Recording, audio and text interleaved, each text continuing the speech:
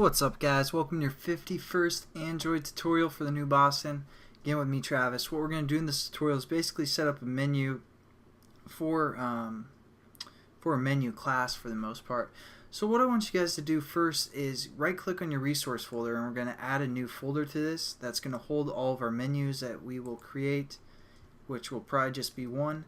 Again, make sure you select the resource folder and in all lowercase type menu. Hit finish. And then in our menu class, we're going to add an XML file to this. So we're going to go Android XML file, or you can go to other Android and then Android XML file.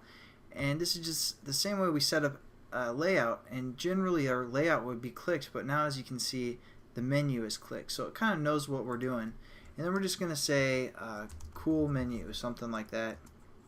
Underscore menu.xml. Again, all lowercase. And then you'll save yourself some headaches. Now what we're going to do is just click over into the actual XML code instead of our layout like that, and within our menu, as before, we'd see like linear layout here, but now it knows that it's a menu as well. So we're going to set up some items within our menu. As you do the open or greater than sign, you can see it takes a group or an item. We're going to set up some items. First thing we want our item to have is a title. So instead of saying text equals, it's actually title when we're working with menus. And we're going to say about us, something like that. And then we also need to say Android ID, and we set this up just like every other time, @+ID / and then about us is what we're going to refer to our ID as.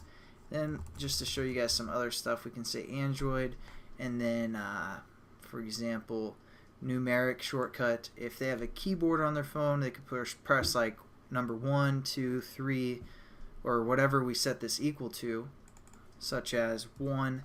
If they press the number 1 when our menu is inflated, it's going to select this item. And also, as well, you can do Android alphabetic shortcut equal like to A, which would be about us. It'd click this menu as well. So that's enough stuff within this menu, or this item for the most part. So we're just going to copy that and create one more item, and we're going to call this one preferences.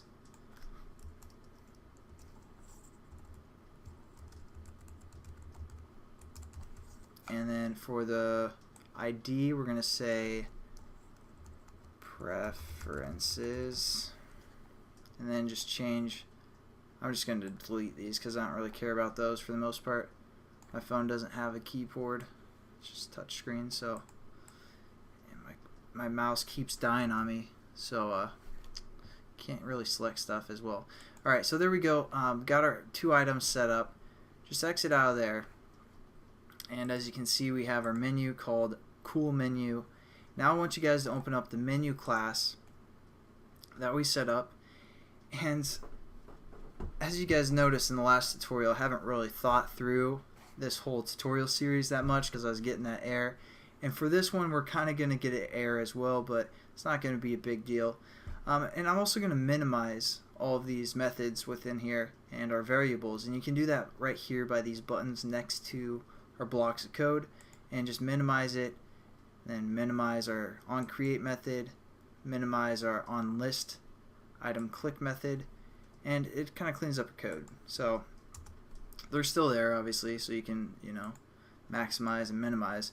Then we're just going to go within this bracket here, and we're going to right click, and we're going to go down to source again, override, implement methods, and it's not under a list activity, it's under a regular activity. We have a method called on options, what is it? On create options menu.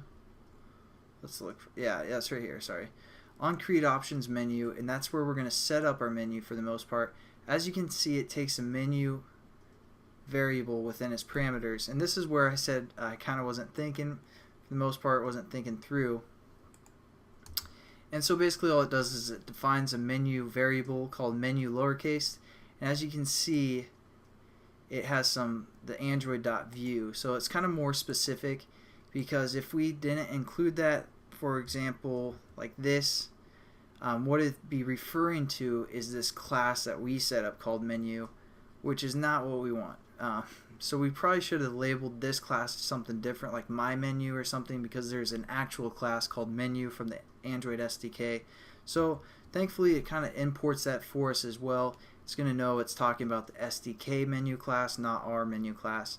And then it's going to set up this variable menu that we can work with, but we aren't going to really worry about that.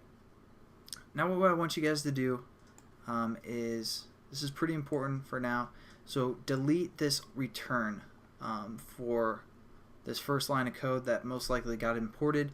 Delete that, otherwise we're going to get an error.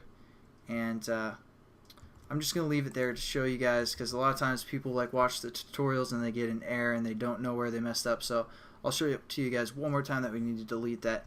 What we're going to set up within our bracket is something called a MenuInflater, and this is going to inflate our menu for the most part. So we're going to say MenuInflater, and we're going to say blow up, I don't know, something like that. Again, we have to import our MenuInflater class so we can use its sweet methods, and we're just going to use a method called getMenuInflater. So it's getMenuInflater. This will kind of just be a method that we can use. So now we can say blow up dot inflate, which is a method from the menu class or MenuInflater class.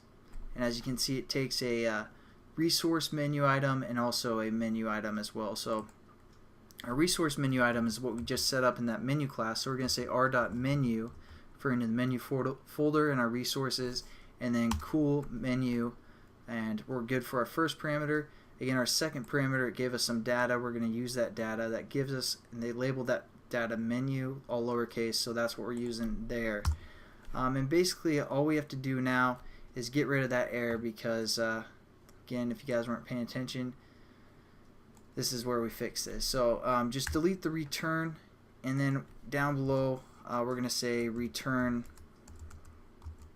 true, and then a semicolon. And basically we have our MenuInflater working, and I'll show you what that looks like.